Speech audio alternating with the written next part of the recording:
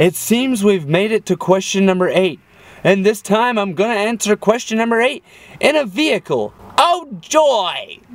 Okay, so question number 8. Here we go. I wrote it all down on this paper and I'm going to read it now. Hey Matt, name's Caleb and I'm in the Army National Guard and I'm actually deploying to Afghanistan in July. I'm only 20 and turning 21 in April and I graduated from basic and AIT in December of last year. So things are moving fast. Still looking for other work, but no one wants to hire a military because they, oh god, why did I write so shitty? Still looking for work, but no one wants to hire military because they don't want to waste money paying you while you're away overseas. But I understand where you're coming from. I've met a lot of 18-year-olds in the Army, and they're still kids. I've met a 17-year-old who was in my platoon in basic. I'm young too, but I didn't join because they sold me some propaganda crap. I asked them to be straightforward with me, and they did. They said it would be hard all the time. No pun intended. Annoying as well. And you had to do things that no one else would do. That's something a soldier does. That's just the nature of the beast, my drill sergeant says anyways. I want to stop right here real quick and I mean, I'm sorry to like interrupt or whatever the email, but I just wanted to point something out really quickly. That's just the nature of the beast. If you're religious or if you're a Christian and you read that line in the Bible or in any type of literature dealing with religion, what would you think? That's just the nature of the beast. But he's totally right when he says that's just the nature of the beast. It's like, now imagine that same line coming out of a drill sergeant who's all suited up and he's holding a gun and he's telling you to go kill people because it's either you or them. If you don't kill them, they're gonna kill you. That 100% sounds like something that would come out of the beast's mouth right there. The beast would force you to basically not be true to yourself. The beast would force you to basically break the laws of humanity. It's like someone holding a gun to your head and saying, deny God or I'm going to blow your brains out. It's like that whole choice. I mean, it doesn't really matter if you're religious or not, but it's that whole structure of being forced to do something because you feel like it's like the only way. Like I said, if you don't kill them, they're gonna kill you. But I feel like that's such a barbaric line. And I mean that with a very strong sense. We're no longer barbarians. We are human beings who have families and who actually love one another. And at the end of the day, what you're being told is to basically kill somebody. Go kill someone. It's totally okay because if you don't kill them, they're gonna kill you. So you have to choose right now. Like, fight for your freedom, fight for your country. But in most religions and in most actual studies of spirituality and other things, it says don't kill anybody. That is a huge no-no because you're literally, if you want to think about it, if we were all each other, by killing another person, you are literally killing yourself. And a lot of people suffer from that when they go out and they go to like war and they go to other things and they take human life. That, and I hate to use this word, but that stain, it stays with them forever. That's something that when they go to sleep, most of the time they dream about literally killing people. And it's something that people have a lot of difficulty dealing with. And it makes perfect sense to have that difficulty because you're doing something that's ultimately, you're killing someone for materialistic reasons. Like, I have to kill this person because they're gonna kill me. That's nature. That's not called being graceful. That's not called, you know, if you want to think about something, okay, if you're a Christian and you believe that Jesus was a very powerful person, or if you believe in people that have more than normal, more than average gifted abilities, and when these people are put into these moments where they could literally kill everybody trying to kill them, but they don't. They give up their lives because they don't want to take human life. That's a sign of being graceful. That's a sign of grace. That's me, that's someone else going, I have the power to take your life right now, but I'm not going to do it. I'm going to let you take my life because I'm better than that. And hopefully you learn a lesson from this. Oh, Matt, that's so fucked up because you're dying. But the truth is that nobody alive right now on this planet truly knows what comes next. We don't. We don't know what comes next because we're alive. We're not dead. So all these people who die by not killing people, for all we fucking know, they're actually still alive. You know, like perhaps this life is the dream. I just feel like we should be over the point of killing other people to get what we want. Killing other people to prove a point. I feel like that's part of our past. We had to deal with that to get to this point. There's a time for everything. There's a time for war. There's a time for peace. There's a time for no longer taking human life because we realize that it's ignorant and something that should not be done. Human life is supposed to be sacred, and yet we force these younger people and young adults, and we force people to go out into the world and kill other people for reasons of freedom and reasons of we need their resources, or they're not a good country because they're not treating their people right. Well, you consider killing them treating them correctly? I just don't feel like it makes any sense. Like, how do you solve a problem by killing people? It just seems so, again, like barbaric. I mean, I don't really know how to put it. So what you're telling me, Matt, is if someone came out and tried to kill you right now and was like, you have to kill me to live, what would you do? Honestly, I would probably try to find a way to disable them. But I really feel like in my heart that I would, like, not kill them. And I mean, like, even if I, like, I guess died from that, I mean, it would be horrible because I don't necessarily know what comes next. But at the same time, I stayed true to what I believe in, and I stayed true to myself. And you know, like, I would try everything in my power to stay alive, but at the same time, I honestly really don't think that I would kill that person because I just feel like that's not right. I feel like that's not what we should be focusing on, you know? I feel like, again, that's something of the past, and the future should be built on peaceful solutions. And I know a lot of people who are in the military, you know, things like that, may not fully agree with what I'm saying. They may not understand exactly what I'm saying, or they may just be like, well, that guy's dumb and he's anti-military. But I'm not. I fully 100% support the individuals.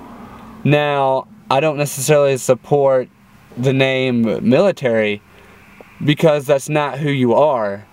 You're not military. You are, as this guy, you're Caleb, you know?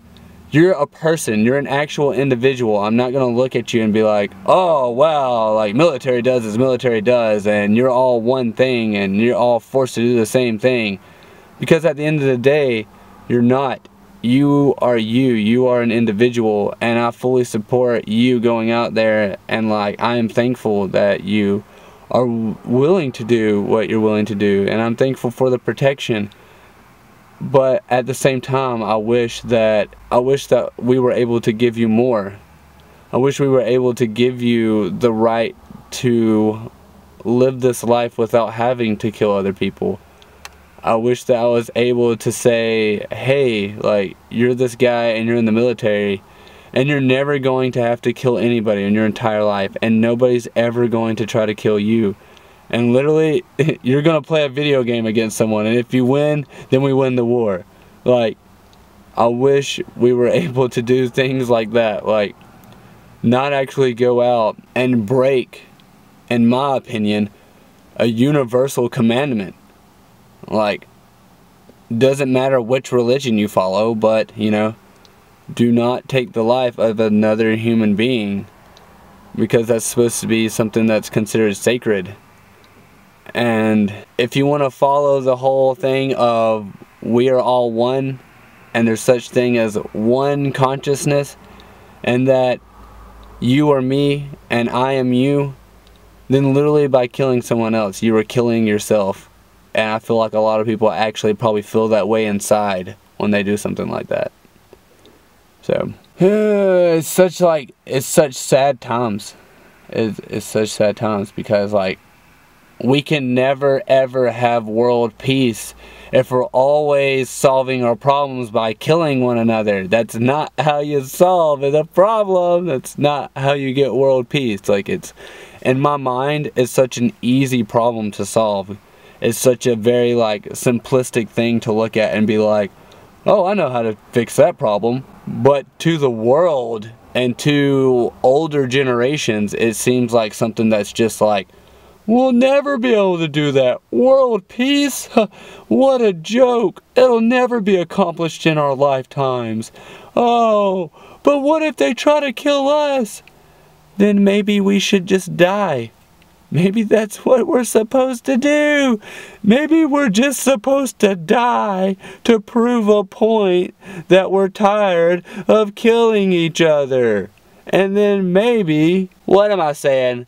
There's some actual really big fucking assholes in the world who probably wouldn't get the point at all, and they'd probably live very evil lives, and they would probably kill every single person in the world who wouldn't fight back. So I guess we'll just have to chop off their legs and chop off their arms and cut out their tongues and remove their eyeballs.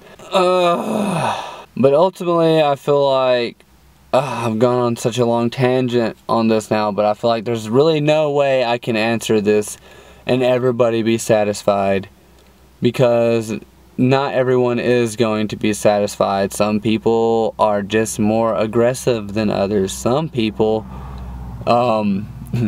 if you want to be scientific, probably have a little more reptilian DNA than the rest of us with mammalian DNA. But what do you mean by that, Matt? Well, since everything is ultimately evolved from the same exact fucking thing from the same exact beginning, then I guess some of us have probably just evolved a little more than other people, and some of us can probably solve problems very easily because we have different brains than other people who don't understand how not to kill one another.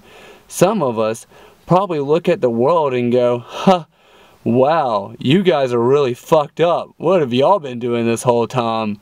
Oh shit, I live here too? Damn, I probably need to fix this problem because I seem to be way smarter than these ignorant fuckers who have been doing this whole thing. Some of us probably actually really know what's going on and realize how sad we have become as a human race.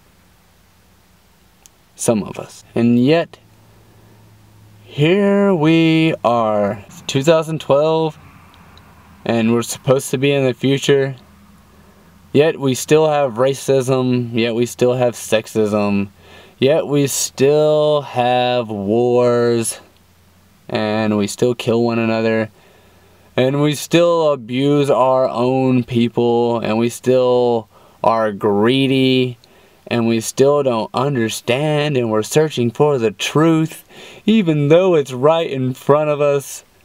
And it's just kind of sad. Sometimes I think that I was born at the end of times.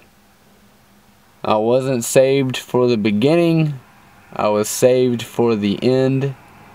Because I knew, and you know, I knew when I was here, I would look at this world and I would go, we have to fix this. Like, is this what we have become?